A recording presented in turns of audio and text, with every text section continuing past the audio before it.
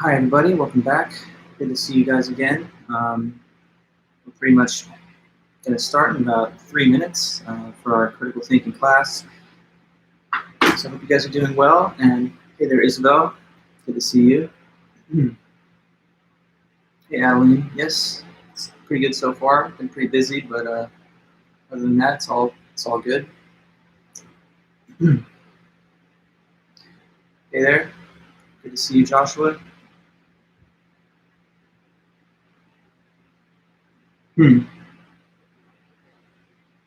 Hello, hello. Good afternoon. Guess what? Guess what? What do you mean? Maybe let us know. But it's good to see all you people here. Where are the cats? They were running around earlier, but I think now they're just taking a little nap. Oh, it's your birthday tomorrow. Well, happy birthday, Isabel. Wishing you all the best. 19, 20, 21? I don't know if you want to say, but whatever it is, I'm sure it'll be a happy day. 18. Oh, okay. Wow. You got an early start in college, so really nice to take that initiative. Hey, Jillian. Good to see everybody. Just a couple minutes, and then we can get underway.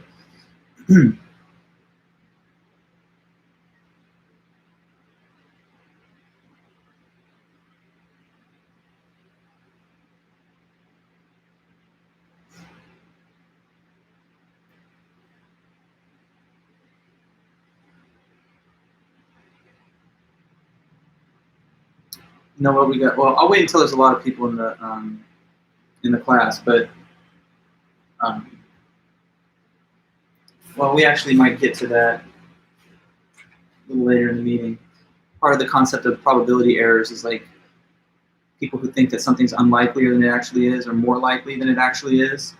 You mentioned birthdays, Isabel, and that reminded me of a little exercise that I sometimes do when I teach that topic. But for it to be the best version of that little example, I kind of want to wait for a lot of people to be in the room. Do you want to be able to know our test scores, our overall marks for the course? Good question, Jillian. So I want individual students to contact me to request their scores. You have had the first assignment graded, and I've got all of them in my own records. So I have an electronic and a physical grade book. But I like it when students request their scores from me, like in the old days of like actually collecting your work, because it maintains a rapport with the professor and it keeps us in a dialogue. So you can get your score on anything at any time. Just send me a message, send me an email. You see my email in the syllabus. So if and when you're ready to receive any score, just let me know and I'll send it back to you with comments. I'm finishing up the grading of those quizzes still, but they'll be done by tomorrow afternoon or latest Friday morning. So anyway, I was going to say this now, it's 2:30, so welcome to class, everybody. Good to see you guys. Just to kind of segue from what I was just mentioning, what I will do is post the answer key for the quiz that you guys just did, and I'm also going to be finished grading them on Friday. So anybody throughout the whole weekend in this class can and should send me an email to request their individual grade on that and or the first homework if you haven't already checked for that. First homework's all been graded. You have to email me. No, they won't show. You have to email me. 100% you have to email me to know those scores. I want people to take the initiative. I don't want it to just be like we don't have to interact with each other. So I'm requiring you, yes. If you want scores, just ask and I'll tell you. And I'll also give you commentary as to why you got the score that you got. Okay, so on Friday, I'm sending the answer key. I'm also going to deliver the study guide for the upcoming midterm exam. As you guys know, next Wednesday, a week from today, that's when we're going to have the test. So between now and then, I'm going to provide the study guide, the answer key, distribute your guys' scores per your requests, and then on Monday, we're going to have a review session where we'll go over the study guide that I sent to you this weekend. So we have our set plan. We're finishing chapter 4 today. On Monday, we'll do our study guide review for the midterm, and Wednesday, a week from today, you guys will take that exam. So any other questions about those topics or anything else having to do with the schedule, or you'll let me know if you have questions like that. But that's a little brief announcement just while you're watching the live stream. We're all clear? All good? Do let me know if there's something else that I forgot to mention. But but the class just keeps moving along. We're on schedule. So today we're going to try and wrap up the remaining topics in Chapter 4. Chapter 4 is all about knowledge and the limitations to human knowledge. Good question, Sebastian. Will the midterm be similar to the quiz? Yes, it will be. It will be similar to the quiz, but just with more questions. So whereas your quiz, I think, was 17 short answer questions, the midterm is going to be more along the lines of closer to 30 or 20, between 25 and 30. And I'm going to sample from the different topics that we've learned. The study guide will give you very, very clear guidance as to what the different selected possible topics could be. And so hang in there for the study guide. It's kind of like how I gave you guys the study guide or the review for the first quiz. But there's just a little more material to go over, which we're going to do on Monday. Okay, so good. Let me just bring us back up to speed with what we were talking about on Monday. So we started to just discuss Chapter 4, which is about knowledge. The first thing we mentioned was the overall definition of knowledge. Okay, and knowledge, we said, was 3 parts to it. It's, who remembers that? Anybody can tell me what are the 3 conditions for having knowledge? It has to be a blank, blank, blank. What are those 3 blanks? When a person knows something, they've got what? Just let me know in that chat. In order to have knowledge, to know a statement, to know a proposition, a person must have, what 3 things have to be in place for knowledge to exist? True, justified belief. Exactly, Alondra. Yeah. So when a person has knowledge, they have a belief, meaning they think something's true. Next, it actually has to be true. It has to be correct. And then the third thing is that there has to be justification for having the true belief. So meaning that you have some kind of reasons or evidence to support the belief that you do have. Now, afterwards, we talked about what are 2 major schools of thought about where knowledge comes from. There are empiricists who sort of prioritize empirical evidence and say most knowledge comes from the 5 senses and the things that we can observe either directly or indirectly by the 5 senses. And then there's rationalism, which says that most human knowledge comes from just pure abstract thought and reason. So that's kind of like the knowledge seen in the realm of like mathematics, geometry, trigonometry, or whatever. After discussing these 2 ways of approaching where most knowledge comes from, we talked about what evidence is overall, right? And evidence is just anything that can prove or disprove a statement or a claim. We mentioned that there are some different reliable sources of evidence that we all use, that we kind of have to use. There's direct experience, memory, there's inference, and testimony. Yeah. So experience is being there and experiencing it firsthand. Memory is like the ability to recall the previously perceived or attested to facts. Testimony is information that you receive from others, either by their statements, their writings, or things that are reported by them in the media or wherever. And then inference is when you draw a conclusion from some other related facts to something else, like seeing a footprint and then inferring that there was an intruder. That's not seeing the intruder, that's not being told about the intruder, nor is it having a memory of something, obviously, because you weren't there when it happened, but it is using inference to get to that conclusion. So evidence is what gives us justification, and that's what gives us at least the eligibility to have knowledge. Now, from there, I wanted to kind of talk to you guys about what are some unreliable sources of evidence. And here are 2 that are mentioned in the book. So 2 unreliable sources of evidence. So these are sources of evidence that if you could, you'd prefer not to have to rely on them because they're not necessarily always accurate. 2 unreliable sources of evidence.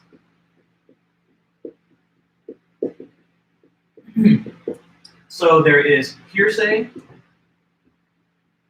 and then there is anecdotal evidence, anecdote. Okay, so hearsay evidence is information that you receive, but it has already passed through a whole bunch of other people before it reaches you. So there's like a chain of testimony that goes from one link to another link to another link. Finally, you receive the information. But by the time you get it, the problem is that a lot of times it's been distorted, exaggerated, or diminished. And that means that the information that finally reaches you is usually just not accurate, or at least in some way false. So yeah, information that has passed through several other people on its way to you.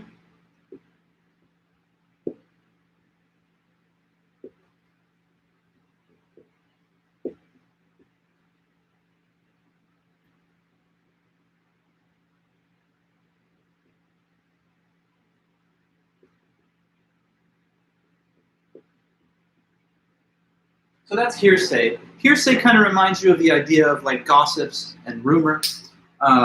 He said, she said, he said, she said, and then finally they tell you. The problem with hearsay is that even when people are trying to be very accurate and precise, we tend to forget certain details or add facts or details that were not present originally. There's a kind of little, somewhat like an elementary school activity that is given to students to remind them how unreliable hearsay can be. Has any of you guys ever heard of, what is it called, the telephone game? Do you know what that game is? Maybe some of you have heard of it. Well, the way that it works, and when we had physical classrooms, I used to sometimes do this in the class meeting because, you know, we're all there in one place. But basically, you have like a little script with a basic description of some information, and you whisper it into the ear of one person on the side of a room. Then the directions are basically, they're supposed to pass that information without modifying it, without adding anything or deleting anything from it, and they just pass that by whispering into the next person's ear. And this information is supposed to snake its way through the whole room, passing through all the members until it gets to the end, and the last member. Now, what you often see, what you almost always see, is that when this game is played, even very simple and straightforward information gets wildly distorted by the time it passes through even a reasonable sized group of people. And that's when people are told in advance, we're going to do this activity, you're going to try to remember the facts and details, and still things can get all messed up by the time it reaches the last person. Every time I do it, it's very funny. You know, like there'll be a little script about John used to play soccer, but then one day he stepped on a spider and it bit him and it caused his leg to need to take an injury, and after that he couldn't play soccer anymore, and that's the end. You know, something like that. And then by the time you get to the end of the queue of people, it's like Johnny got bit and now he's gone. Like something just completely, it's almost no similarity to the original statement. So people have a tendency to misreport facts, especially when there's no controls on the accuracy of what they're saying. So you kind of owe it to yourself to deal with hearsay with a little bit of skepticism. If there's better evidence that's available, then you'd probably prefer it rather than hearsay, because again, hearsay is easily misrepresented or distorted from the real facts. Now, second, another unreliable source of evidence is anecdotal evidence. Have I ever seen a class that passed the information correctly? There have been better and worse, so some have had more success than others, but there's never been one case where it was just perfectly preserved. You always got to wonder, are there some people in the room that want to troll the exercise and deliberately mess it up, you know? But for the most part, no, I've never seen a totally successful case, and that's seen across the board when this is used as an in-class activity. Now, anecdote, though. What is anecdotal evidence? Okay, so the problem with anecdote evidence is that it's evidence, but it's based on just one person's personal experience or story, and that's why it's unreliable. So evidence that is based on one person's personal experience.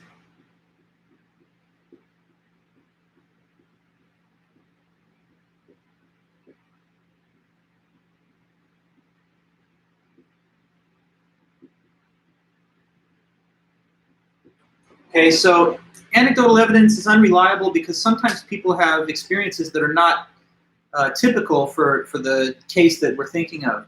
And therefore, if we rely on their anecdotal information, we're getting a kind of biased or partial or non-representative look at the facts. Like, for example, you've maybe heard people make this weird argument. Anecdotal info, Jamie, with Yelp reviews, maybe if it's just one, you know, you just take one random Yelp reviewer who gave a really negative review to a place, that might be out of context from the vast majority of others that give more positive reviews. And so if you just went off of one person's story, oh, I had terrible service and the food was cold, you know, you might not get an accurate representation of the quality of the restaurant and what it really does. And in fact, with Yelp, that happens all the time. I was ordering Chinese food yesterday, and you know, I was trying a new place locally around here in Long Beach. And I was trying to find Yelp reviews, and this one place, I saw a bunch of negative reviews, but the food looked pretty good, and most of the negative reviews were just things that had nothing to do with food. I mean, it's prior to COVID, so a lot of people being like, I didn't receive service fast enough, or they didn't smile at me as I walked in. So those kind of reviews, you know, they kind of bring the average score down, but they're not even really about the food. And now with COVID, we're not eating out, so they're delivering the food, so you don't really care about the service anyway. Anyway, now I'm giving you an anecdote. But back to this definition. It's evidence that's just based on one person's personal experience. Say, for example, somebody tells you this. You know, they claim that smoking's really bad for you. That's a bunch of BS. That's nonsense. Come on, because my dad smoked a pack a day every day for like 30 years, and he lived a long, full, healthy life, and he was never sick a day in his life. So much for the so-called harms of smoking. Now, what's wrong with this person's example? Is that good evidence that smoking's not so bad for you? No, because it's anecdotal, and it's not typical of the largest share of cases. If you took like a statistical sample of people who engage in the same habits, we're not going to see the same kind of positive results reliably across the board. So, you know, sometimes a person will use an atypical experience, report it as an anecdote, and then you get a sort of, you know, biased or non-representative set of facts that you're using to make judgments on. If you're going to come to the Cal State Fullerton, you know, now you're a student here. Suppose you got accepted to a couple of institutions, and you're about to choose Fullerton, but then one friend of yours says, "Oh, don't go there. I chose to go to Fullerton. I had the worst experience. I had to drop out. You know, worst teachers, worst classmates. It was just terrible. So I would give you my experience as a reason not to go there." Now, if you didn't go, based off the one anecdote, you know, that might not be accurate. If you talk to, let's say, 100 other people, they might say, "Oh, well, that one guy, of course he's going to say that because he was the worst student ever, but we all love it here, and this is a great place to be, and it's a great place to learn." So you owe it to yourself not to just rely on hand-picked, individual, like little cherry-picked anecdotes. You want to look at the bigger picture and survey the consensus that people have got, either scientific or rational consensus, and go with that. Because anecdotal evidence is usually going to be contradicted or controverted by a more general look at the situation. Okay, so 2 unreliable sources of evidence. The book also talks about how, okay, so memory is generally reliable. Like, how do you know what you ate yesterday for dinner? You're not eating it now, so you can't see it, and nobody can tell you what you ate if you were doing it alone. But you have a memory, right? You can remember it, so that's what you're using for your justification. And we have to rely on our memories, but sometimes our memories can fail, and the textbook makes a mention of the possibility of failed memory. That's what we call false memory.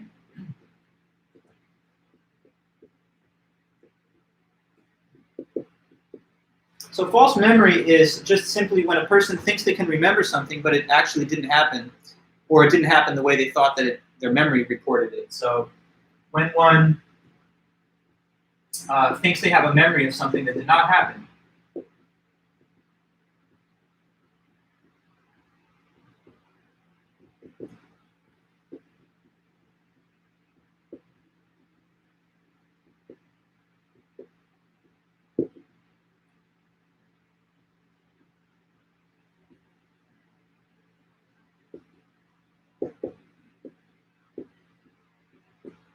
So that's false memory. We all have this sometimes. The header for this, we're just going over another source of perhaps unreliable evidence, but I kind of didn't want to necessarily include it with the other 2. Therefore, it's sort of on its own in a weird way. You talk about the Mandela Effect. Yeah, okay, interesting comment. But sorry, I don't want to move on too fast from your question, Jasmine. This is just one topic that's mentioned in the overall discussion of what are sources of evidence and how they can sometimes be unreliable. The 2 previous cases, hearsay and anecdote, they're generally unreliable. Memory, there's a little nuance here. Memory is often reliable and trustworthy. So most of the time you trust your memory, and you should because it's accurate. But there are certain cases where even your memory can fail you. And it's just mentioned here not as one of the unreliable sources of evidence, but just something that you'd be mindful about, not to just place 100% absolute confidence in the things that you appear to remember. Because, for example, the #1 cause of mistaken conviction in law is false eyewitness testimony.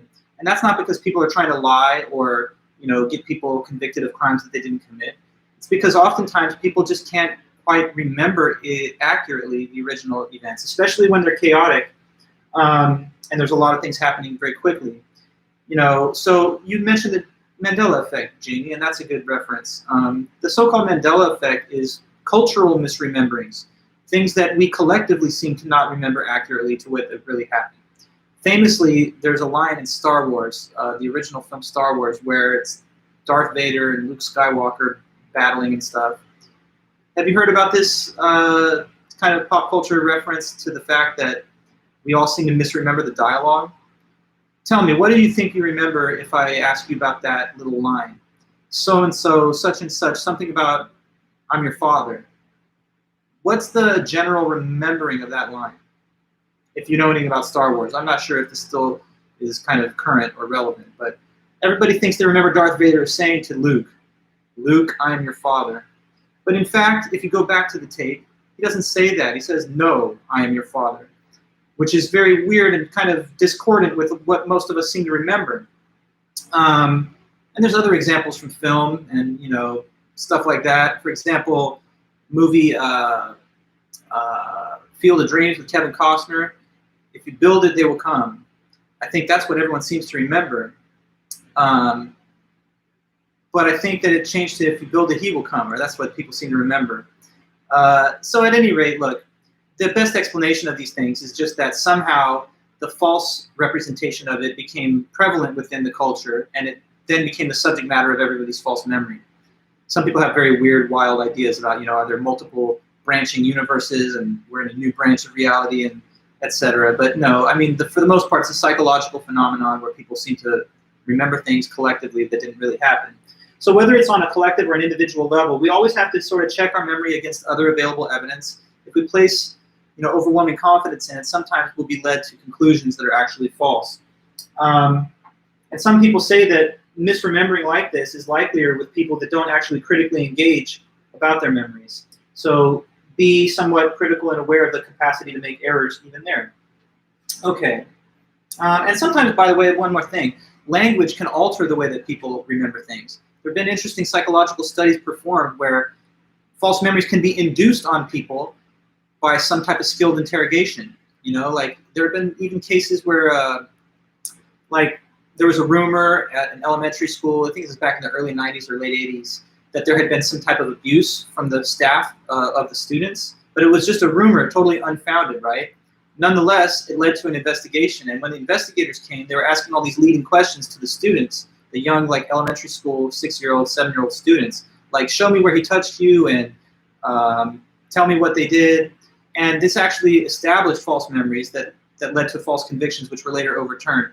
Not to say that we should not give credence to the stories of victims and survivors of abuse and trauma, which we should grant benefit of the doubt, but we have to bear in the balance of reasons that there's the capacity for error and even confabulation, as we see in those cases.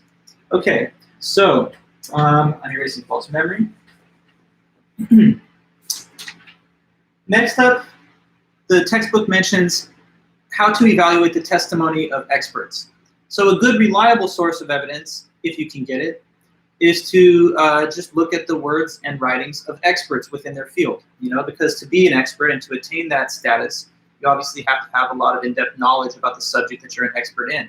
So we do well when we talk to experts and seek out their opinions and their knowledge. But the thing is, not all experts are created equal, and sometimes even experts can disagree with each other. And when they do, it leaves you, the novice, wondering, well, which expert shall I rely on? Okay, so maybe this is a way of us making decisions about that. So these are four qualities to consider about experts. 4 factors, let's say.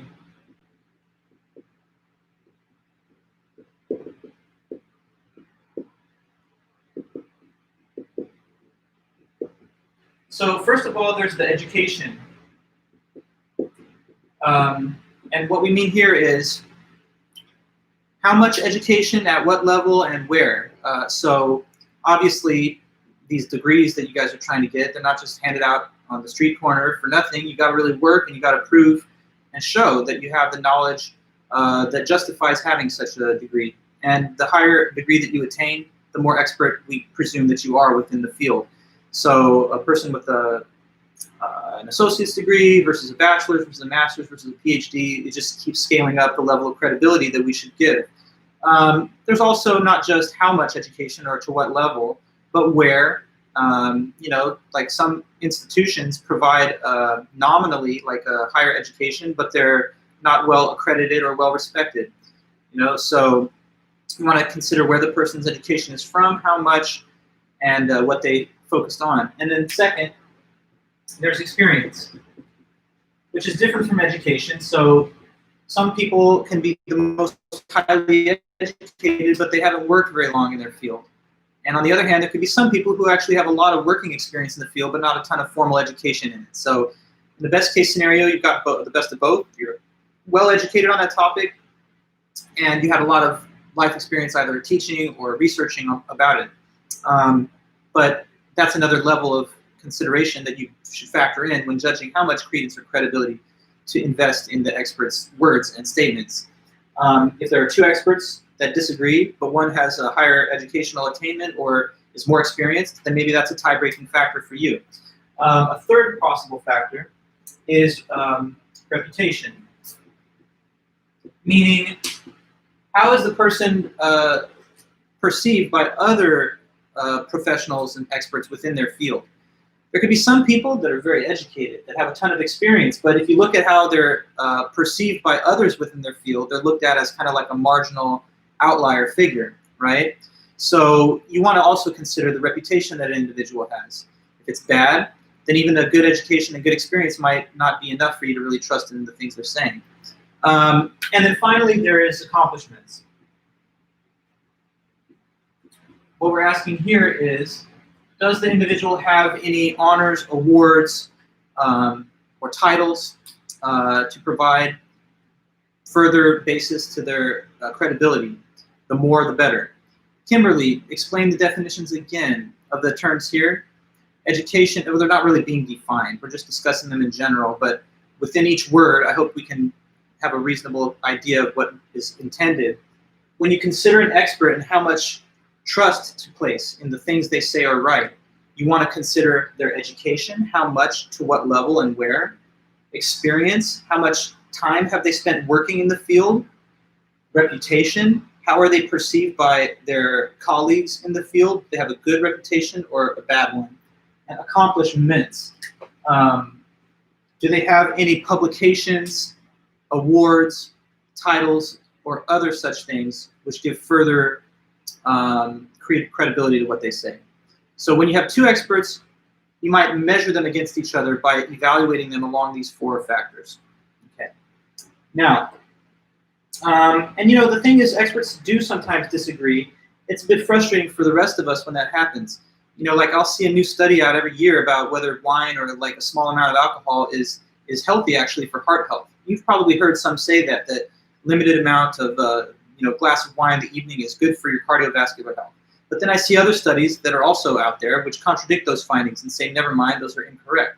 So we have two competing results. Which one to favor? You might then look at the researchers responsible for producing the study, and then consider the factors listed here to help you make that judgment. So does milk promote strong bones? Is coffee good or bad for you? There's all kinds of questions that are somewhat still debated. And then you're the person who has to evaluate the credibility of the different experts who make their various claims. Okay, so try to find the best evidence in life overall. I'm just giving you some general advice. The credibility of a belief is higher if it's confirmed by multiple sources of evidence. Beware of confirmation bias, which can sometimes cause us to accept a lower standard of evidence. If there's something that you hope is true, a lot of times you'll just totally give credibility to the weakest evidence that supports it. So have high evidential standards and don't lower them just because you have a favorite hypothesis. We hate being wrong, but we have to expose ourselves to either self-criticism or rational criticism of others. Okay, so next, let's talk about what are some research resources. If you want to be justified and have beliefs that are based on something, then you need to have information at your disposal, and that sometimes involves doing research. But where are good places to go in order to get materials to inform yourself and to do research? So here are some research resources mentioned in the book.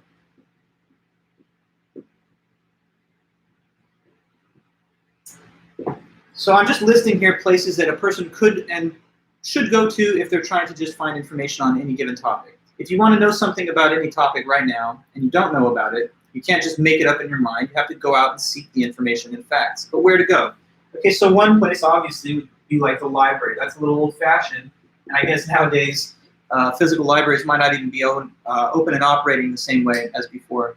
But I know that you can still request materials from interlibrary loan system of like a college, and probably there's a way of obtaining those physical monograph copies. So whether it's not applicable for the moment, or whether it becomes applicable again in the future when the pandemic's over, going to the physical library is always a good place to do research. It's a bit old-fashioned in a way, but when you're on a physical campus in school, it's a nice place to study. You're surrounded by books, it's quiet, it's serene, and there's a wealth of materials that either are there or can be requested. I used to work at a library in college at UCLA at the SRLF, which is the Southern Regional Library Facility, and we provided a lot of assistance to people doing research at graduate level, at a professional level, and then just everyday students too. So libraries are big for getting information for research. But then there's also, of course, the internet. We all know probably the fastest and easiest way for you to get information at your fingertips anytime is to just search it out online. But you also have to be aware that there's a lot of false and unreliable information online too. So use your critical thinking and try and distinguish between the true and the false, the reliable and the unreliable. There's a lot of false and sensationalist and propagandized information out there too. Wikipedia is generally good, but it's crowdsourced information, and so sometimes people can edit those things, and false or even misleading things can find their way onto the page. Eventually, they'll probably be edited out, but there's always the potential for error in some of those crowdsourced forms of information.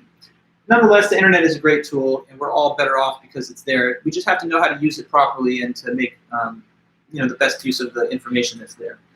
Next up, there are academic journals. So if you go all the way and you become a part of the academy, like a professor or a scholar, one of the most impressive things that you can do is to contribute your written work to a professional academic journal, a scholarly journal. What they do is they collect and they compile the highest level research that's written about in that field. And there are journals devoted to every topic you can imagine: astronomy, science, philosophy, biology, law. So that is always a great place to go for the kind of cutting edge, highest level research. It's not so easy to appear in such a journal. There's a rigorous vetting process where peer review and referees will either admit your paper or reject it. I've been published a couple times in some journals and done some books, and there's a lot of rejection that comes with that. So anything that makes its way through the gauntlet of peer review is guaranteed pretty much to be some of the best research. The thing about academic journals, though, is that they're quite intimidating for some people that are non-specialists.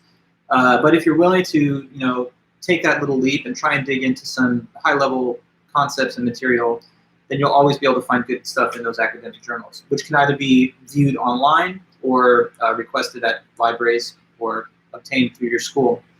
Okay, so there's academic journals. There's also government documents.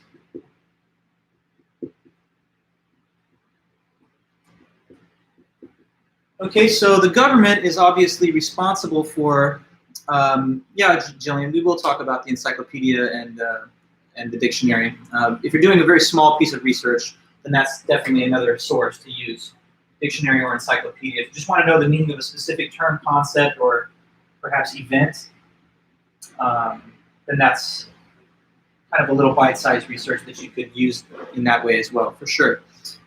But with regard to the government documents, okay, so there's all these government agencies whose whole job is just to provide us, the public, with timely and accurate information about the subject that their agency is responsible for. So you've got like Environmental Protection Agency, if you want to know facts about climate and its effect and the human effect on it right now, or about water quality in the various places in the country, or air quality. I have the EPA app.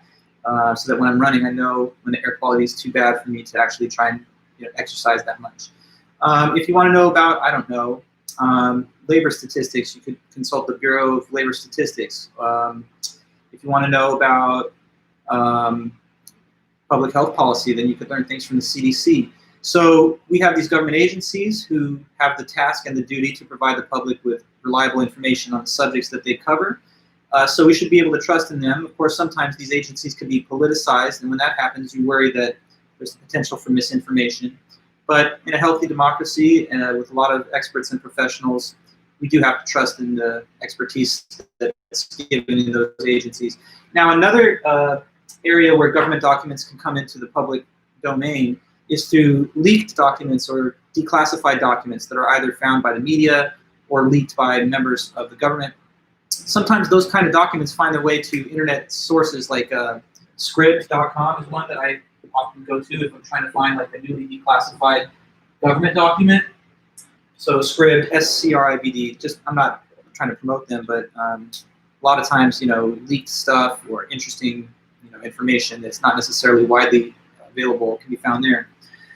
And of course, there's the expert interview. If you have the time and the opportunity, it's always good to interview an expert themselves directly. Take good notes, and if they allow you to, you can even record it with a recording device. Since you're all students at the university, you do in fact have access to a whole bunch of experts. These professors in the various subjects that you study are experts, at least within their area. So if you ever want to pick the brain of like a professor or a professional in some field, then that's another good way to get research and information. So that's the expert interview. Just adding one more to the top here. Okay, so we've talked now about some resources for research, how to evaluate the testimony of experts. I quickly want to refer now to this little 5-point method of evaluating information that the book refers to. And it's got this acronym, which is maybe not the most elegant sounding acronym, but it's the CRAP test, okay, C-R-A-A-P. This so-called CRAP test is like a 5-point way of analyzing the credibility of a piece of information. So C-R-A-A-P. Each letter stands for a different word that points us to how we should be evaluating information. So C stands for currency. And we mean by that not like financial currency, but rather in the sense of the word being something current, like up-to-date, new. So one thing you want to ask is, how current is this information that I'm looking at? If something is really old and dated, sometimes the information is too old to still be relevant or reliable. Like if somebody says, I don't believe there's such a thing as climate change because I'm looking at all these meteorological data from 1900 and 1950. And it seems like it's just flat. There's no like accumulation of greenhouse gases, so I don't really see that as a problem. Jamie, the acronym is to think of 5 different things to use to evaluate information and how much trust you should put in the information. Say that today you look up an article online and you think that you've informed yourself about something. Well, use the 5 points that we're going to discuss here to make a judgment about whether you should trust that information or not, okay? One thing to judge is it current and to what extent? The more recent, typically the better. My example that I was pointing out is that in the case of like, I don't know, climate data that's too old is not at all important because the problem is happening now. It's a spike in global temperatures that has been accelerating with the advance of industrialization and the widespread use of carbon pollutants for energy and the burgeoning world population. So, I mean, anyway, current data is what you need to refer to. If somebody's looking at stuff that's too old to be relevant any longer, then that's perhaps a problem. And I see that happening on social media too. Someone will like link an article, they're trying to make a political point, and you click the article, but it's not something that's happening. It's something from like maybe 2 administrations ago. And so, the person's trying to make a critique, but based on old facts. So you need current facts a lot of times to make a point that's relevant right now. R is just the word relevance. So obviously, the information is useless if it's not even related to the topic of interest. Sometimes people dredge up irrelevant information and use it as a support for an argument. Like someone could say, we're having all these hurricanes, but the divorce rate has been steadily increasing over the past 100 years. So, I mean, could those 2 things be correlated or linked? Maybe we're having more hurricanes because more people are getting divorced. Those are 2 true statements, that more people are getting divorced in our country and in the West, and that there are also more deadly and destructive hurricanes during the hurricane season, but they're not relevant to each other. One is a fact about society and personal relationships, and another has to do with climate. So those 2 things can't be associated, and if a person tried to, we could question the relevance of their evidence. The first letter A is for let's say authority. Now what authority refers to is who gave the information and what authority do they have to speak on this topic. Sometimes you're looking at information and you're using it to support your belief or your argument, but you're taking the information from a person who's not got no real knowledge on the subject. So are you taking information from some random internet blogger who's not at all a serious expert on the subject, and you just run with that as though you've got some kind of real facts to use? So the credibility of the person, whether they know about their subject matter, whether they're an expert in it, is another factor, of course, to consider. Otherwise, if it's not authoritative information, why would it be reliable? The second letter A is just for accuracy. That's very fundamental and basic. It's just, is the information factually correct and reliable? You have to be able to determine whether it was created for the purpose of being accurate and factual, or is it actually a piece of propaganda, misinformation? Is it humor or satire? Sometimes people will see a headline on like The Onion and quickly scroll through their feed and think, oh wow, that's crazy that really happened, but they didn't double check to notice that that's just satire. So you always have to make sure that the information is at least accurate. And finally, the last letter, P, for purpose. That asks this question: why was this information created? What was the reason that this information was created and distributed? Was it simply to inform and to tell people the truth, or was it to sell a product? Was it to advance an ideological agenda, or what? Knowing the purposes for which the information was established or generated will also give you an insight as to how much credibility to give to it.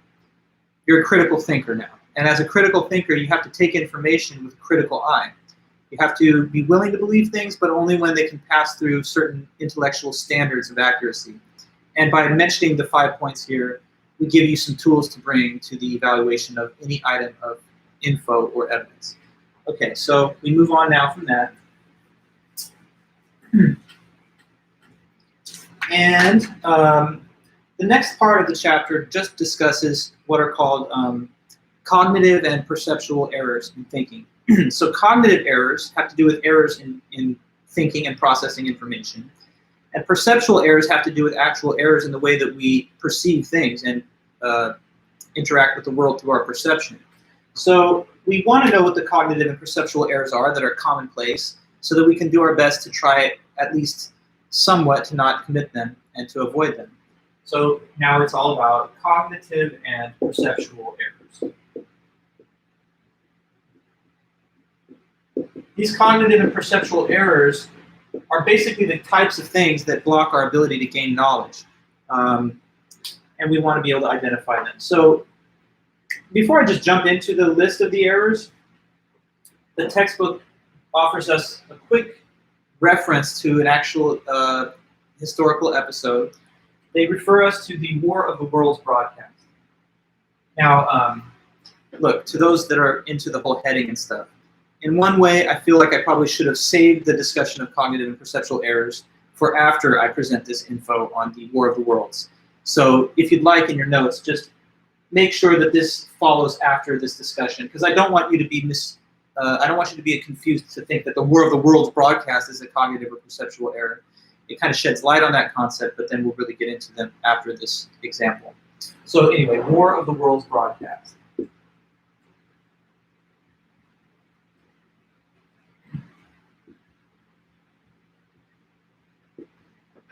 So does anyone think they know anything about this infamous event in US media that happened way back in the 30s, the War of the Worlds broadcast? Yeah, Jillian? So who, if anyone, could just tell me even anything small about it, like what overall you remember having happened in this case? What was that broadcast, and why do we still talk about it, or what was the deal? Just anything at all, and then I'll just add in some details from there. Okay, Sebastian, it was a broadcast over the radio talking about aliens invading. Correct, yes. What happened? Do you know what happened? And people thought it was real. Good, Jillian, exactly. So let me take you back in time a minute. The year is 1938. It's October 30th, 1938. Well, not exactly from reading, Sean. It had to do with radio, actually. So here's the thing. Back then, it was before the era of television. And so the number one staple of the American household, where you would sit down around the dinner table or just at the evening and listen to the news or sports or sometimes entertainment, it wouldn't have been television, not yet, not until post-World War II. Prior to that, it was the radio, okay? So we had radio, and the radio would have provided people with all those viewing, or not viewing, but rather media-based options. So there would be like color commentary for sports, where people are just talking you through the plays, like you can listen to radio-based sports broadcasts today. Sometimes it was news. Sometimes it was entertainment too. So sometimes people would be enacting, through audio, voice acting the plot of like a novel or something along those lines. And so on this one occasion, they were doing a broadcast which was a dramatization of, I think, an Orson Welles science fiction novel called War of the Worlds. Now, the whole thing was just for fun, for entertainment, like the equivalent of watching a film, but it's all done through radio. If you had tuned in for the beginning, you would have known that this is just dramatized portrayal of the narrative of the story. But some people who had tuned in a little too late didn't kind of understand that. And they thought that what they were actually hearing was a news broadcast. So when the guy on the radio was saying the aliens are coming, the Martians are invading, they're taking us over, they're starting to bomb the United States Congress or whatever, some people really believe that those were actual reports and not just fictional stories. And so you say some people killed themselves. Yeah, the rumor, I'm not 100% sure of how far people went into kind of panic and fear, but people said that at a minimum, many people reported intense feelings of fear, panic. Reputedly, there were some cases of suicide, and some people even said that they could see the aliens on the distant horizon. Like, oh, if you just squint, I could see one of those flying saucers right now. We better go and, bunker down. So what it reminds us of, anyway, is that social influences can definitely shape the way that we take in information, the way that we perceive the world. Sometimes the things that we would believe when we are in a social environment where we're getting information like that is different from what we would have believed if we were just left to ourselves. So our mind is not merely like a passive receptacle. It actually creates a picture of the world out of the scattered materials given in our sense data. And so sometimes when we expect to see something, our mind will create like a quasi-perception that aligns with that. That's why the people who were already in this suggestible state were ready to see the faint half-seen image of the distant flying saucers. So we want to be the kind of people who do not too uncritically rely on our first assumptions or first presumptions when it comes to either the things we hear, see, or perceive. That means we need to think more about what are some of these cognitive and perceptual errors. By the way, War of the Worlds broadcast, October the 30th, 1938, just so that you know the date. That's when it happened. But now, having seen that, I'll go ahead and clear this out. Now, what are some of these cognitive and perceptual errors? So one of them is this: misperception of random data.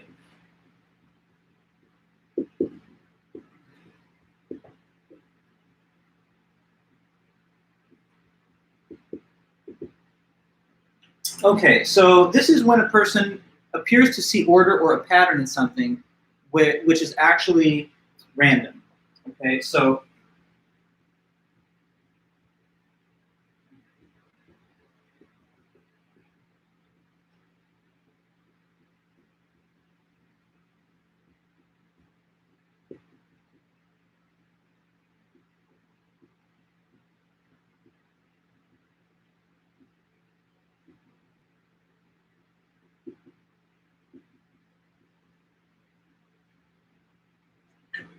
when one thinks they see order or a pattern in something that is actually, in fact, just random. So you can probably understand this by thinking of cases where the human brain supplies content to something that is actually, in fact, disordered and meaningless. The thing about our brain is it hates an absence of order. So sometimes it will impart a pattern or a structure onto some perceived item that's not really there. Like one example that's easy enough is a man on the moon. People look up at the moon and the sort of discoloration that is created by the pattern of craters and asteroid impacts on the lunar surface can somewhat resemble the characteristic frame of like a human face. But obviously, it's not made by an artist in order to depict anything. It's just a random assortment of things that could be perceived as such to a somewhat creative mind, right? It looks like ET on a bike to you. Yeah, maybe so. The thing is, the brain wants to see, in a lot of cases, the human face also. We have very powerful built-in biological mechanisms that equip us to see the human face from a very young age, because the baby, for example, needs to be able to identify its parents and where there's people as opposed to just objects. So sometimes there's even people who have like a psychological disorder in which they seem to see the human face in all kinds of places where it's not, like, you know, a light socket or whatever, and the characteristic 2 slots now just appears to be the eyes. Other cases, though, where even stress and fear can influence this tendency to misperceive or see order where there isn't any. You know, like, think about little kids that get all these very kind of overactive imaginations when they're going to bed, and they think they see shadows cast about on the wall as like imposing figures or like monsters that are coming to get them. You know, in this case, this is just a random conjury of the play of light, so it's random. But the individual is importing an order and a structure onto it from a psychological premise of their mind rather than something that's actually seen in reality. Maybe if you've seen like a scary movie and you're walking home late at night, a branch of a tree that's off to the side caught in your peripheral vision, you hurry along because you almost think you see like a shadowy figure there. Sometimes you've heard people see that they can see the figure of like a religious figure within like a discolored piece of burnt toast or a tortilla or something.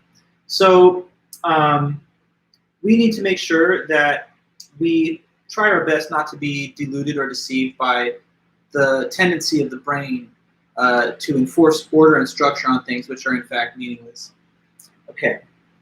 Next up, there's memorable events error. So memorable events error.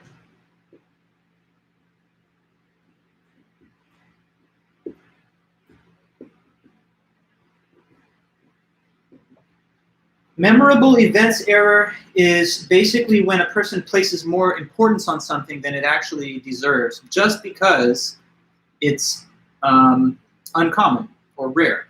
Okay, so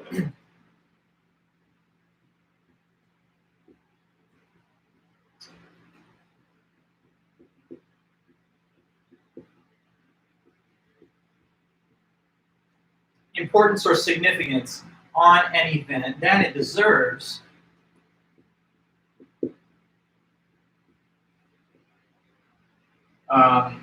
simply because the event is uncommon or memorable.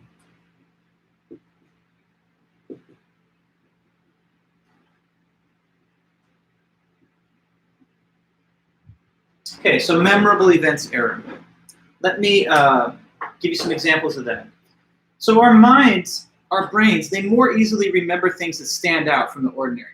If something's just an expected normal event, it pretty much just gets forgotten because there's nothing out of the ordinary about it. But when something is unusual, out of what you're expecting, then the mind attaches more importance on it and places more significance on it than it really does deserve in a lot of cases. Let me give you like an example of this that the book mentioned. So which two of these things is more common to see or to experience or whatever? Plane crash or automobile collisions? If there's a car accident versus a plane crash, which of those two is more often seen or experienced? We know which one, but you'll tell me. What do you think? The car crash for sure. If you drive at all, like, I mean, I used to drive every day a lot, commuting to and from class. Now I guess I don't drive quite as much, but still enough to know that anybody out there on the roads is going to see automobile accidents with pretty much frequency, you know, pretty often. Someone off to the side of the shoulder waiting for a tow truck, sometimes even worse, like a car is totaled. So it doesn't take like a ton of driving or a ton of experience to see that on the regular. You see people with car accidents. Now, plane crash is a much more rare thing. In fact, we've had pretty good aviation record over the past few years. I think some of the fewest American losses of life in history to planes crashing. But when one does crash, everyone pays a lot of attention to it because it's a standout event. You know, they're just generally very reliable forms of transportation. So one is very uncommon, plane crash. The other is an everyday thing. So which of the two do you think we become more used to? The one that's more common.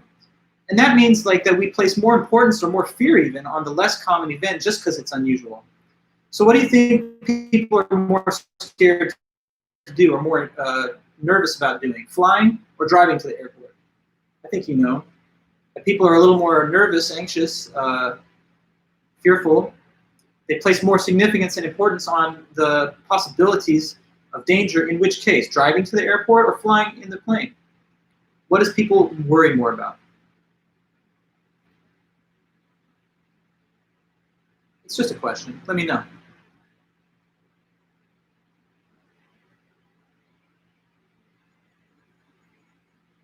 Oh, you heard me, right? I mean, I'm just double checking with you. You heard what I said? I said, suppose that the person is going to drive to the airport.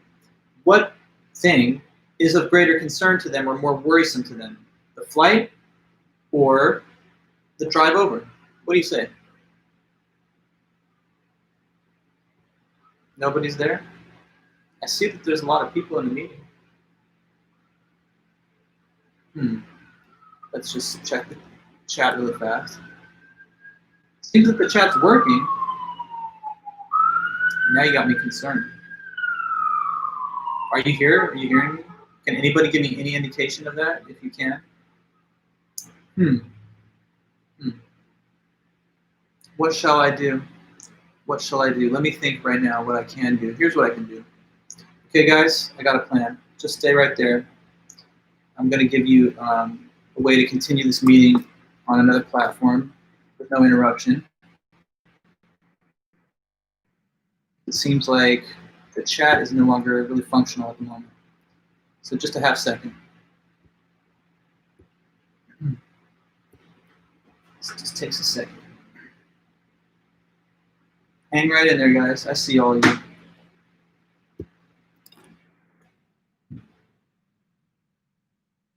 I just got to open a few windows to do this quick little thing.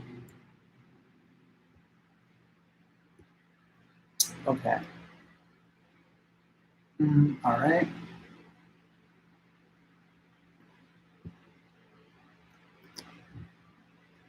Has the chat come back? No, it hasn't. Okay, so how about this? I've just put a Zoom link inside of the chat.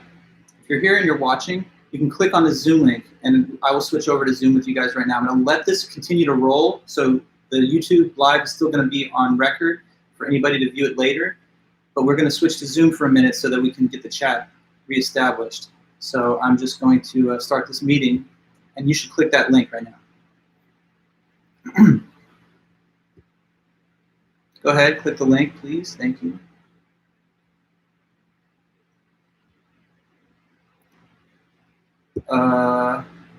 Yay, nay, can you do it? Or are you having trouble? Let me see. Okay, I'm starting to see some of the participants file in. You guys are coming to the right place. Thank you, thank you. All you have to do is click that link that was in the chat bar, and then we will just resume as we were before here. Now I'm going to turn on my chat so that I can see you. Can somebody use this chat, please, and just confirm to me in this Zoom that you're hearing me and that you can type? Okay, they just need to refresh the YouTube stream. Is that the case? Yeah, I'm trying to pull that up. Sorry for that little delay in our meeting. Obviously, didn't want that. Ah, wait, hold on. Okay. Sorry guys. Okay, I see all your comments now. And I see that you said flying. Okay, yeah. Sorry for the little technical difficulties. Once in a while, it's inevitable. But I see all the comments now displayed quite clearly. I'm looking at them in the YouTube stream, and I can see them there. I have this Zoom meeting open as like a backup. But for anybody here, you know, you may just review the, you may just continue to watch the YouTube live session. Now I think we're all good. Some of you say you don't see the link. I think it was this link, but anyway, it might have been sent during a time when my own ability to engage in the chat had been down. So I'm still here in this YouTube live meeting, and I've also opened a Zoom meeting in case there are any issues with our chat. But at this time, I think we're good, right? Everyone's back and we're all together. If so, that's what I want. How about here in this YouTube chat one time for those that remain in this meeting? Can you hear me and can you chat? I'm just trying to determine what's the best step as I move to the next part of the meeting. Okay. Sorry. Cool. All right. So it looks like the Zoom chat is still active, but there's not many people there, so I'm returning to our YouTube format. Okay, guys. In this meeting, can you say something to me?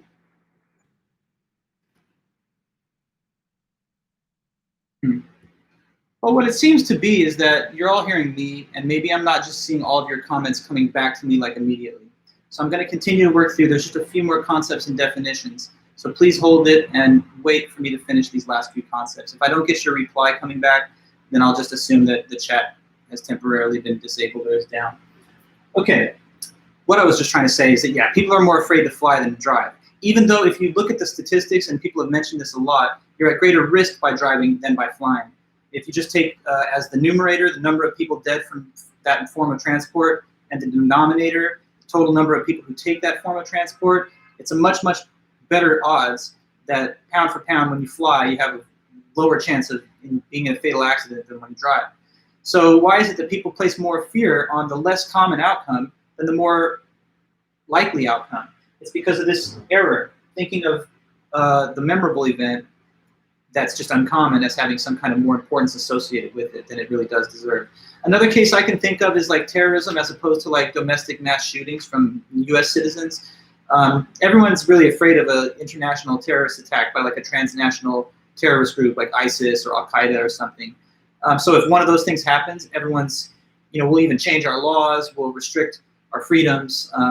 But when there's shooting after shooting in public places by like just deranged individuals with weapons in our own country, people just think, oh, that's just something we have to accept and deal with. And it becomes so common that it's almost something that we can become numb to, sadly. I guess one nice positive consequence, ironically, of the whole COVID lockdown and school shutdown is that there are no more of those events for now anyway. But okay, memorable events error. Next cognitive or perceptual error to go through is probability error.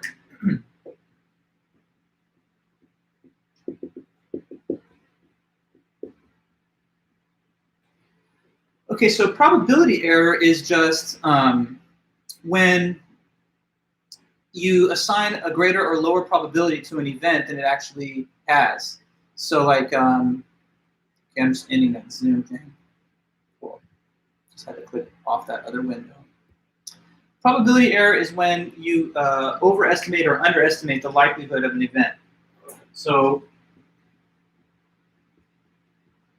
when you miscalculate the odds of an event by a significant margin. So you can make the probability error in two possible ways. You could make the probability error by overestimating, thinking something's likelier to happen than it is, or by underestimating the probability, thinking that it's less likely to happen than it is. One easy enough example of the probability error is what's called gambler's fallacy. Okay, so if I'm going to flip, let's say, a coin, what's the probability? Well, I'm asking a question, but it may not be possible to get an answer back during the current live chat issues that we're facing. But let me just tell you that if you flip a coin, the probability that it lands heads is 50%. Now suppose that you flipped the coin and the 3 previous times it landed tails. What's the chance that it's going to land heads this time? It's still 50%. It's 50% on every individual trial, regardless of the series that has preceded it before.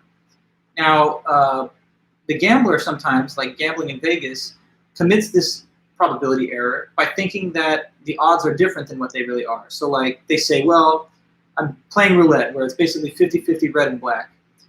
I've won with red on 3 consecutive bets. So maybe red is hot. Maybe I should double down on red, because now seeing that it's been 3 in a row, it's even likelier that it's going to be chosen for the 4th trial. But the odds are not changing with each trial. It remains the same through all of them, because each new turn of the roulette wheel is completely independent of the previous cases. So sometimes we make the probability error by thinking that something is more likely than it actually is. Sometimes we underestimate the odds of something. One case where we underestimate the odds of something is, well, an example that we could use that I've done before. It has to do with birthdays. with this class, when it started, we talked about the concept of the birthday, because Isabel, I believe that you said yours was tomorrow. Now, this is an exercise that I can't do unless we have the chat working. So just to be clear, there's no way that you guys can possibly chat with me. Is that true? Let me do a pop-out chat and see if that changes anything.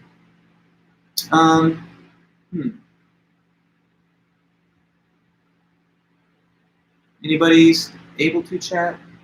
No? All right. Well, anyway, what the example was going to involve is that if you have a large enough group of people, then the odds that there is another person within the group that shares a common birthday with you is actually quite high. Now, I don't know if any of you guys in this class have my birthday, which is March 17th, but that would be pretty cool if you did. There's been a couple of times when I've taught this when that actually is the case. I guess we'll have to wait until Monday when we come back when the chat is fully functional again to know for sure. But anyway, I would often go through the whole series of months in the calendar. Who's got a January birthday? And then everyone would report that they do, if they do. And we would find out who in this class has these common birthdays. You might be surprised to know that it's a much more likely outcome than you would think. Because most people think, well, my birthday is so unique. It's 1 out of 365 days. So the chances that anybody else in a randomly selected group has it is very low. But once you have a group of sufficiently large sample size, about 40 or plus, the odds become better than 50%. And so it's sometimes an interesting example of how you underestimated the likelihood of that, which could be seen as some type of probability error. Okay. So try to have a correct estimation of odds. After that, there's really only a few more concepts in the chapter. There's the self-fulfilling prophecy.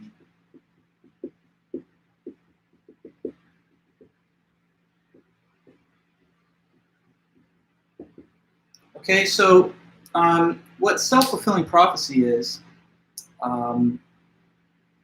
when you expect something to happen, and because you expect it to happen, somehow that leads to it happening, and you cause it to occur. So when your expectation of an event ends up somehow causing the event to happen.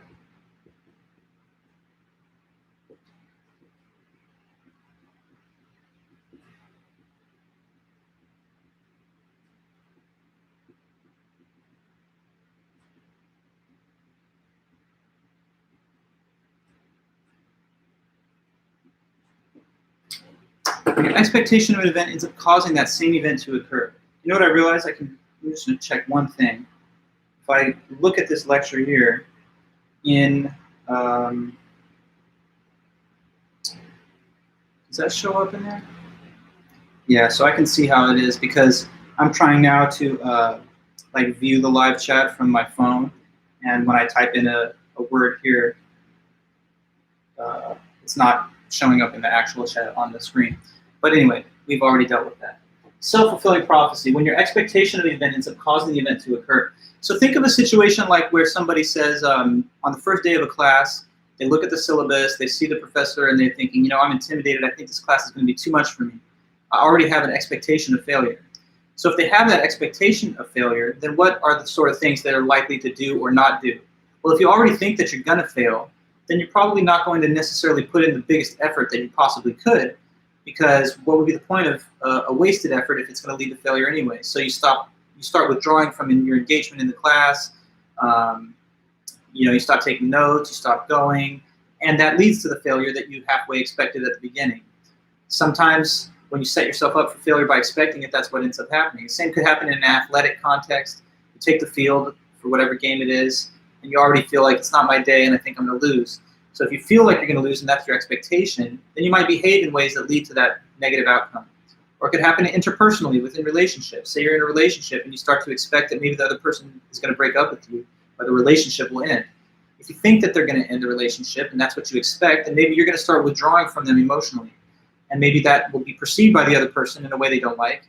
So now they do in the relationship, and it's all this self-fulfilling prophecy. You go to a social event, you think it's going to be lame, so you're prepared and expecting to have no fun.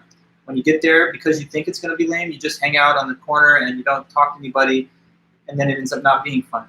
So sometimes it can even have bigger consequences. Suppose there are two nations that border each other that expect the other one to attack them, like maybe India and Pakistan. Because those two nations expect an attack incoming from the other side, they start to prepare as though that could happen. And then that is seen as provocative behavior by the other nation, which ultimately leads to the outbreak of war.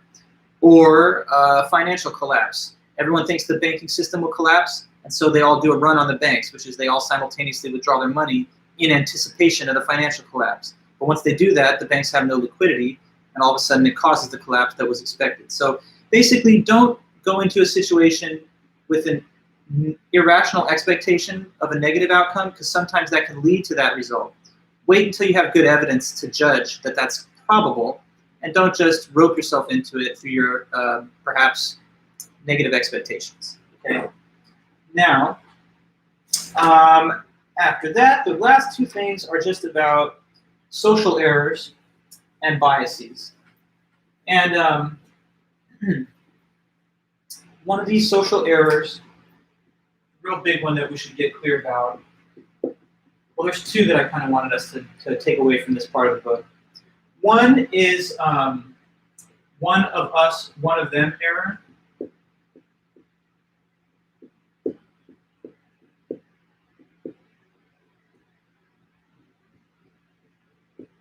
So this is simply when you group people into categories of us and them, and then you show less respect for those that you place in the so-called them category. So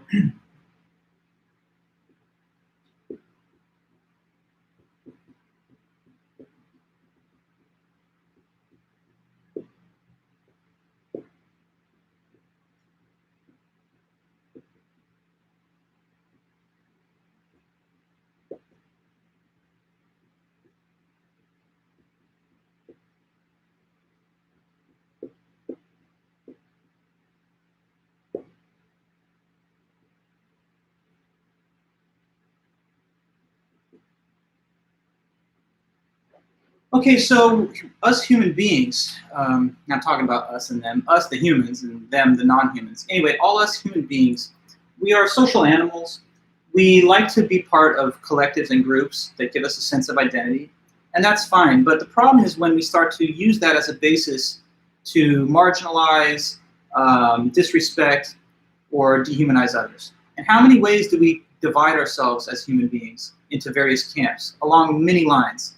Along religious lines, Christian, Jew, Muslim, atheist, along racial lines, white, black, Hispanic, Asian, socioeconomic, wealthy, poor, middle class, educational attainment, well-educated, poorly educated, political perspective, conservative, liberal, and so on and so on. And so a lot of times when people identify as a member of one of these various distinctions, they have no respect for those on the other side of it. So the problem is that we have a big world, we all got to live in it together, and there's going to always be a diverse coalition of various perspectives and ideas. So we have to be able to reach across and show that respect and that common humanity to people even that are on other sides of various issues from us.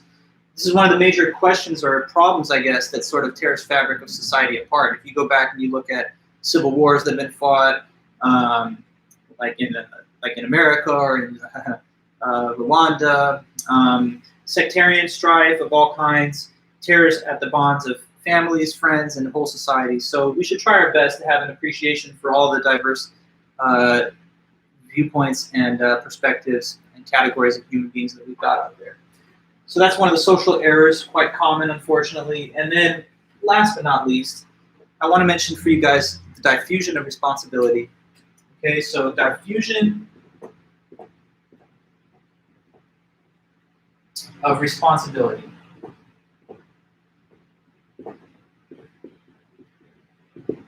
Okay, so in a group setting, this is what happens sometimes. In a group setting, no individual feels personally responsible to take an action, and therefore no action gets taken.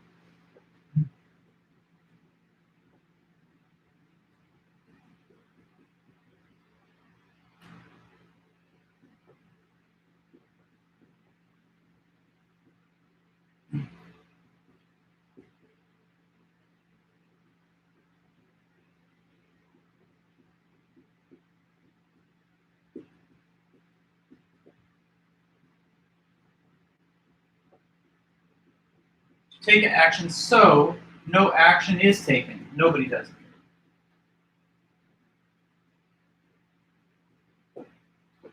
All right, so think of a situation where there's a group and there's an action that someone in the group should probably take, but everyone's kind of waiting on somebody else to do it, feeling like because we're in a group, I don't feel that I have personal responsibility to act. So like in a class setting, there have been cases where I say, hey students, everybody here, who will volunteer to take this set of student evaluations to the department?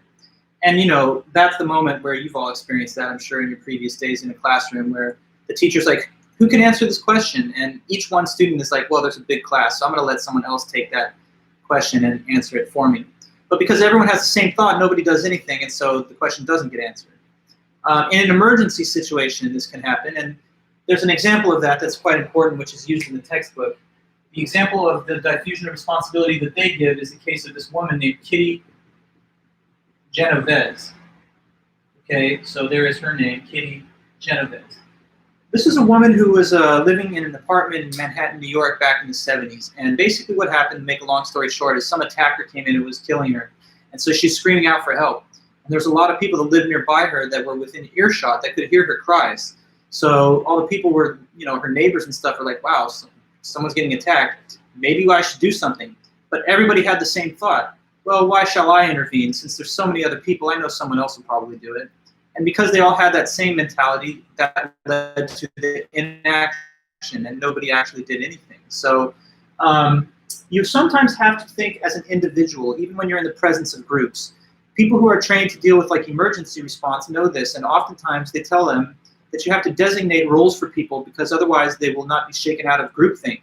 So, you know, if somebody's suffering a heart attack, don't just stand around waiting for someone to perform CPR.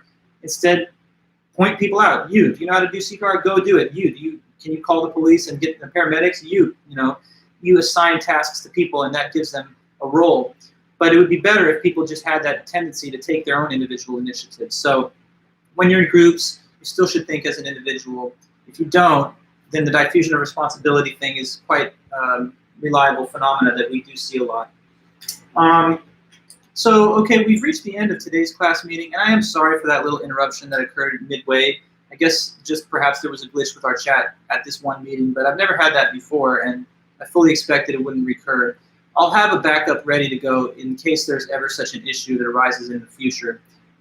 What I'm telling you is this. If by chance we're having a meeting and the chat drops out, or the stream itself, or maybe my Wi-Fi disconnects, I'll reconnect the lecture through either YouTube Live or Zoom, probably Zoom. And what I'll do in that case is that I would send the class-wide announcement in Titanium, and then you'll simply go there after I tell you in the chat or whatever to go there, and then you'll be able to go to the alternative platform. But something that I don't expect to recur anyway, so sorry that it did have a little bit of a interruption today, but we're good to go. We finished all of chapter 4. Maybe there's one or two definitions that I'll mention briefly in the opening on Monday. But between now and Monday, I'm going to have all of those quizzes graded. I'm going to give you a study guide for the midterm, and I'll give you the answer key for the quiz too. So over the weekend, feel free to email me for your score on any of the previous assignments, and do attend our midterm review session on Monday, and then we'll be ready to go with the test next week, a week from today. Okay, guys, so let me see something here. I'm going to say goodbye, but I'm going to reload the site one